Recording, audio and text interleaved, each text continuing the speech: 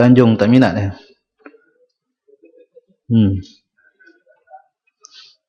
Sila. Terima kasih Tuan Yang di-Pertua.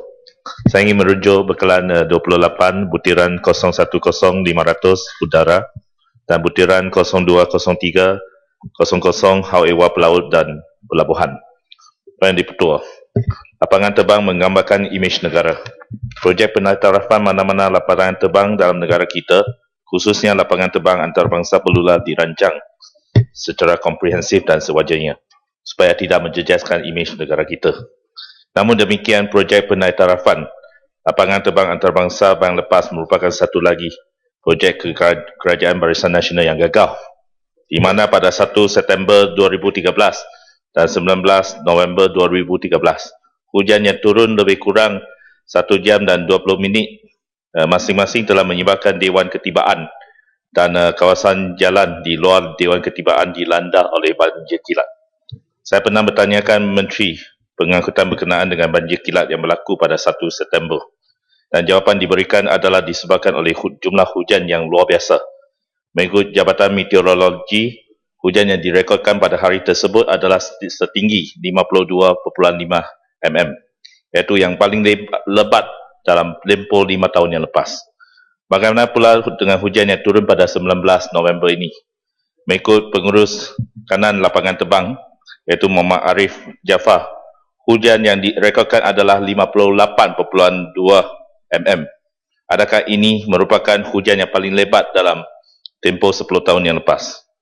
Pihak jurutera projek mendakwa bahawa banjir kilat di lapangan terbang adalah hasil daripada limpahan air di longkang perimeter yang disebabkan oleh peras air yang sangat tinggi di Sungai Keluang, Sungai Nipah dan Sungai Matumau yang terletak di luar kawalan pihak Malaysia Airport.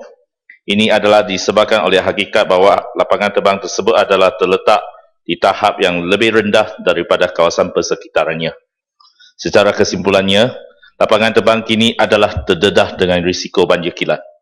Walaupun didakwa oleh Malaysian Airport bahawa penaitarafan sistem pembaritan adalah di luar kawasan lapangan terbang dan bukannya di bawah bidang kuasa Malaysian Airport. Kenapa isu tersebut tidak diberi perhatian langsung oleh juruperunding projek tersebut? Mengapa tiada tindakan diambil terhadap pihak juruperunding dan juga kontraktor yang gagal dalam kerja-kerja mereka?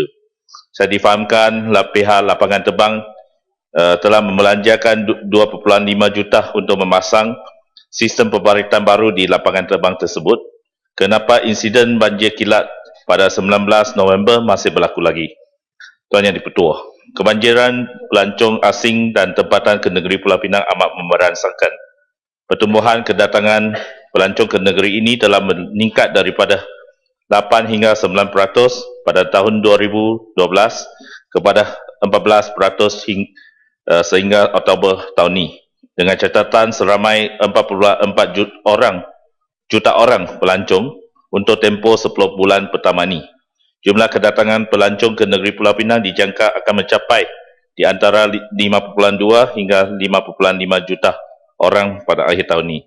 Kita sedia maklum bahawa lapangan terbang antarabangsa Pulau Pinang hanya mampu menampung kapasiti pengguna seramai 5 juta orang saja.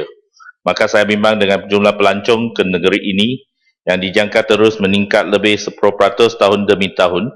Lapangan terbang antarabangsa Pulau Pinang tidak mampu menampung jumlah kedatangan pelancong yang berpusu-pusu, di mana akan menyebabkan kesesakan serta keadaan yang kurang selesa. Dengan itu adalah wajar bagi pihak kementerian mempertimbangkan supaya lapangan terbang antarabangsa Pulau Pinang diperbesarkan lagi dengan satu lagi runway yang baru.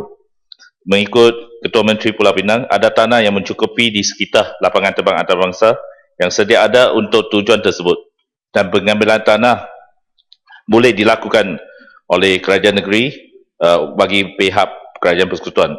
Saya berharap cadangan tersebut dapat diberi perhatian yang serius oleh kerajaan persekutuan.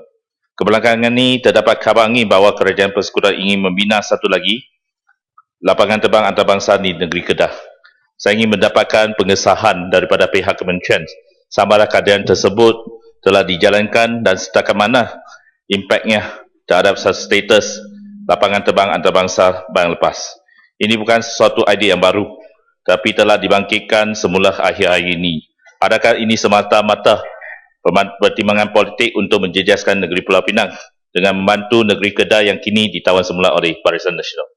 Tuan Di-Pertua, penswastaan Penang Port Sdn Bhd merupakan sesuatu isu yang telah dibangkitkan sebelum PRU ke-13. Tetapi proses penswastaannya masih belum disempurnakan sehingga hari ini. Sudah 2 tahun proses penswastaan tersebut dilewatkan.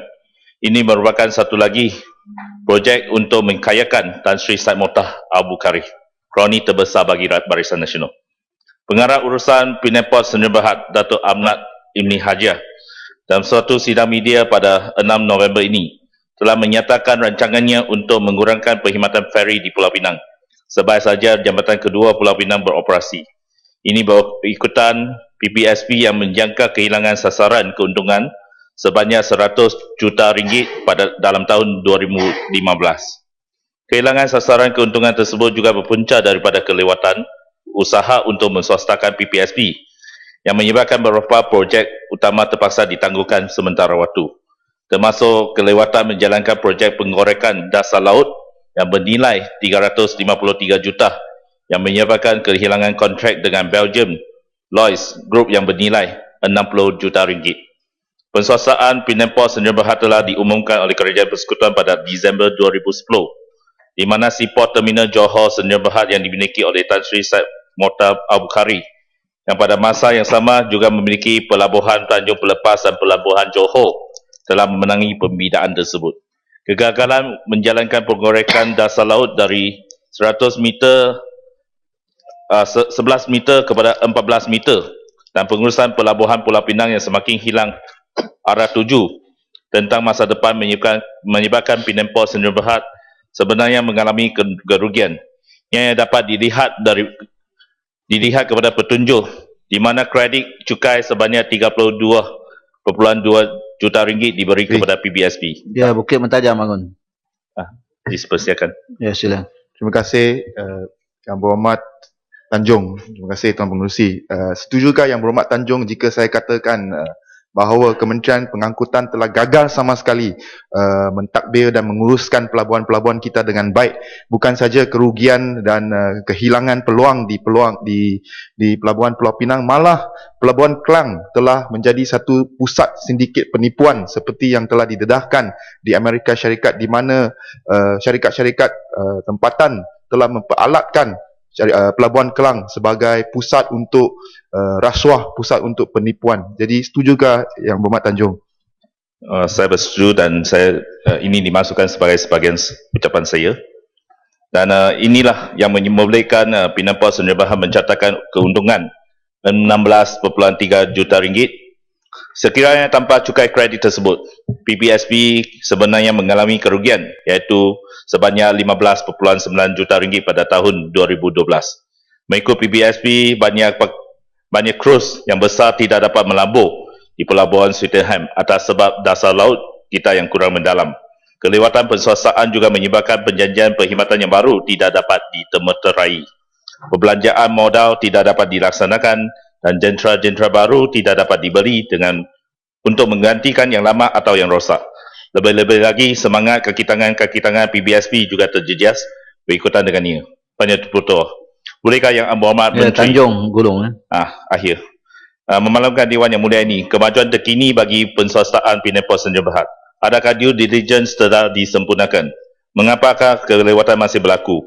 Adakah pihak kementerian tidak berpuas hati dengan kemampuan Seaport Terminal Johor Sdn Bhd untuk mengendalikan pelabuhan Pulau Pinang? Mengapa tawaran kerajaan negeri untuk mengambil alih Penang Port Sdn Bhd tidak dipertimbangkan langsung? Mengapakah perkhidmatan feri perlu dikurangkan demi mengurangkan kerugian yang dialami oleh PBSP? Saya bagi warga negeri Pulau Pinang membantah sepenuh-penuhnya pengurangan perkhidmatan feri yang akan mengakibatkan kesesakan lalu lintas apabila semua kenderaan tertumpu ke Jambatan Pulau Pinang atau Jambatan kedua Pulau Pinang. Dan saya berharap mengikut PBSP, kos perkhidmatan feri adalah hampir 20 juta ringgit setiap tahun. Dan pihaknya pernah bercadang untuk menggunakan kapal ringan bagi menggantikan feri yang sedia ada.